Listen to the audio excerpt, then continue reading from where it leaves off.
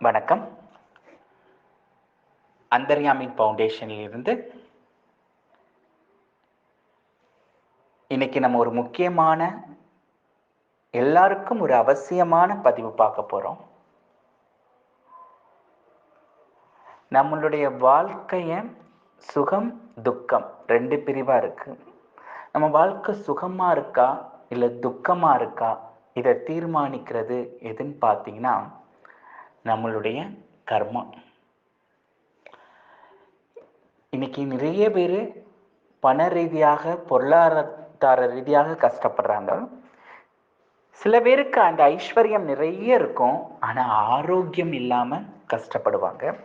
சில பேருக்கு ஐஸ்வர்யம் இருக்கும், ஆரோக்கியம் இருக்கும், அன்பு இல்லாம, அந்த உறவுகளிடையே ஒரு ஒரு இணக்கமான ஒரு உறவு இல்லாம, அன்பு இல்லாம, ஏமாற்றம், பழிவாங்குதல், பொறாமை போன்ற எதிர்மறைகளால அந்த உறவுகள் தாக்கப்பட்டு அங்க நிம்மதி இல்லாம இருப்பாங்க. ஏதோ ஒரு பிரச்சனைகள் தொடர்ந்து இன்னைக்கு அனுபவிச்சுக்கிட்டே இருக்கும். நம்மளுடைய பிரச்சனைகள்ல ஐஸ்வர்யம், ஆரோக்கியம், உறவு முறை, இந்த 3 கேட்டகரியில கொண்டு வர முடியும்.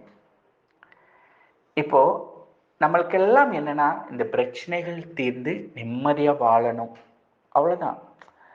பணம் இல்லாதவங்களுக்கு பணம் வரணும், கடன் இருக்கிறவங்களுக்கு அந்த கடன் நிவாரணம் ஆகணும், ஆரோக்கியம் இல்லாதவங்களுக்கு அந்த இடத்துல ஆரோக்கியம் கிடைக்கணும், உறவு முறைகள்ல ஒரு சந்தோஷம், நம்மளுடைய கோரிக்கைகளை நிறைவேறணும். இதுதான் ஆசை. இதுக்காக தான் நம்ம ப்ரே பண்றோம், நம்ம ஆசைப்படுறோம். எல்லா விதமான சடங்குகள், பிரார்த்தனைகள், பூஜைகள், ஹோமங்கள் எல்லாம் பண்றோம். ஆனா பண்ற எல்லாத்துக்கும் நடக்குதா அப்படின்னு பார்த்தீங்கன்னா, ஒரு 10%, 20% மக்களுக்கு நடக்குது. 80% மக்கள் அப்படியே தான் இருக்காங்க. சில பேருக்கு அந்த பிரச்சனைகள் சரியானா இன்னொரு பிரச்சனை, ஒன்று போய் இன்னொன்று, இப்படி மாற்றி மாற்றி ஏதோ ஒரு மனச்சோர்வு, மன நிம்மதி இல்லாமல் இருக்கும். இது எதனால இந்த பிரச்சனைகள் வருதுன்னா, நம்மளுடைய கர்ம வினைகள். ஒன்று நம்ம செய்த கர்ம வினைகள், நம்மளுடைய மூதாதையர்கள் செய்த கர்ம வினைகள், நம்மளுடைய பூர்வ ஜென்ம கர்ம வினைகள். எங்கோ அந்த கர்ம வினைகள் அது ஒரு நேர்மறை உணர்வா இருக்கும்போது நம்மளுக்கு நல்லதா நடக்குது, அது எதிர்மறை உணர்வா இருக்கும்போது நம்மளுக்கு எதிர்மறையா நடக்குது. அப்போ நம்மளுடைய கர்மா இயங்குது, அந்த கர்மா நம்மளுக்கு அந்த சூழலை உருவாக்குது. நீங்க நம்பினாலும் நம்பலைனாலும் கர்மா செயல்படும். எப்படி இந்த பிரபஞ்சத்தோடைய புவியீர்ப்பு விசை விதி ஒன்று இருக்கு இல்லையா, எந்த பொருள் மேல இருந்து கீழே போட்டாலும் விழும்.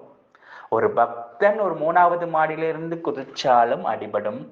ஒரு அபபக்தன், பக்தன் இல்லாதவனோ, ஒரு தீவிரவாதியோ, ஒரு எதிர்மறை உணர்வுகள் கொண்ட ஒரு மனிதனோ விழுந்தால் அவனுக்கு அடிபடும், உயிர் போகும். இது இந்த புவியீர்ப்போட விதி. அதே மாதிரி இந்த யுனிவர்சல் லா ஒன்று இருக்கு, இந்த பிரபஞ்ச விதி. நம்ம செய்த அந்த கர்ம வினைகளை நம்ம அனுபவிச்சுக்கிட்டு இருக்கோம்.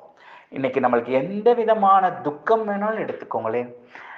ஏமாற்றமா இருக்கலாம், உயிர் இழப்பா இருக்கலாம், நம்பிக்கை துரோகமா இருக்கலாம், கவலைகளா இருக்கலாம், வறுமையா இருக்கலாம். அதெல்லாம் கூட நம்மளுடைய எதிர்மறை கர்மாக்கள் செயல்படுது. நம்மளை சுற்றி ஒரு ஆரோ சக்கரம் இருக்கும், கர்மா ஆரோ சக்கரம். இந்த ஆரோ சக்கரம் பாசிட்டிவா நம்மளுடைய கர்மாவில் அது ரொட்டேட் ஆகும்போது நம்மளுக்கு எல்லாமே மங்களகரமா நடக்கும். தொட்டதெல்லாம் கூட தொடங்கும், ரொம்ப சக்சஸ் கிடைக்கும். அதாவது நம்மளுடைய உழைப்பு, முயற்சி எல்லாம் செய்யும் போது அந்த வெற்றிங்கிற அந்த சாஸ்வதத்தை நம்ம உணர முடியும்.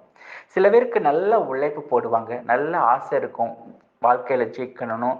ஆனா அவங்களுக்கு இந்த சக்கரங்கள் எதிர்மறையா சுழலும் போது என்ன செஞ்சாலும் அது ஃபெயிலியர்ல போகும், இல்லை அது ஒரு மனச்சோர்வு, விரக்தி, ஒரு தோல்வியை நம்ம லைஃப்ல கொடுக்கும். எது வேணாலும் எடுத்துக்கோங்க. உங்க லைஃப்ல நீங்க ஒரு சக்சஸ் ஆகணும்னா, உங்க வாழ்க்கையில அந்த வெற்றி வேணும்னா இறைவனோட அனுகிரகம் பிரம்மாண்டமா வேணும். நம்மளுடைய முயற்சி, ஆர்வம் காட்டிலும் அருள் இல்லாம ஒண்ணுமே நடக்காது. அந்த இறைவனோட அருள் பரிபூரணமா வரணும்னா நம்மளுடைய கர்ம சக்கரம் கூட நம்மளுக்கு பாசிட்டிவா சொல்லணும். ஒரு மனுஷனுக்கு கர்ம சக்கரங்கள் எப்போ பாசிட்டிவா சொல்லுதோ அப்போ மட்டும்தான் அவனுக்கு எல்லாமே சக்சஸா நடக்கும். அப்போ நம்ம என்ன பண்ணலாம் அப்படின்னா, இந்த நெகட்டிவா ரோல் ஆக்கிட்டு இருக்கனாலதான் இத்தனை எதிர்மறைகள் நம்ம சந்திச்சுக்கிட்டு இருக்கோம்.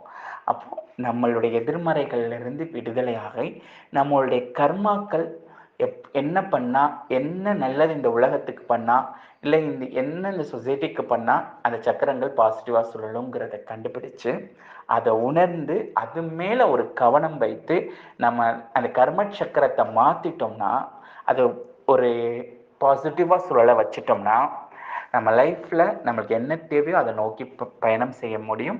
நம்ம எல்லாத்துலேயும் அந்த சக்சஸ்ங்கிறத பார்க்க முடியும். நம்மளுடைய பொருளாதார ரீதியாக, மனோ ரீதியாக, உறவுமுறை ரீதியாக, லட்சியங்கள் ரீதியாக எல்லாத்துலேயும் வெற்றி அடைய முடியும். நன்றி.